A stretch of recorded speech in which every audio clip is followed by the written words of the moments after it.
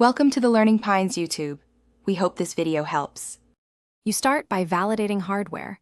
Run NVIDIA SMI to see GPU model and driver version because Tensorflow needs compatible drivers. Next, install the CUDA toolkit and cuDNN that match your Tensorflow build.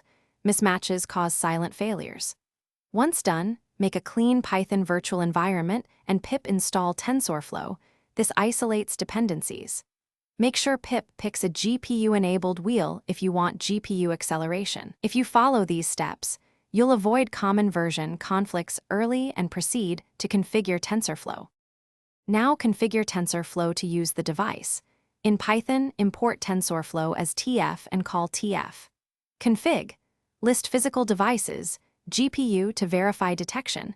If none appear, check drivers and CUDA versions.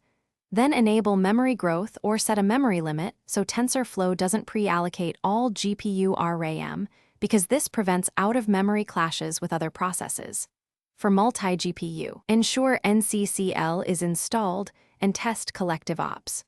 Also, run a small matrix multiply on the GPU. Finish by running a complete training loop and watch NVIDIA SMI to confirm sustained GPU utilization.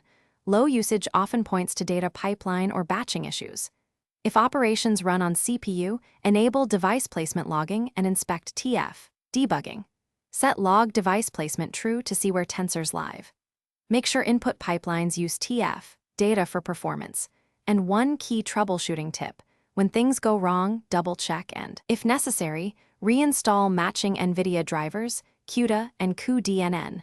Version mismatches are the most common culprit.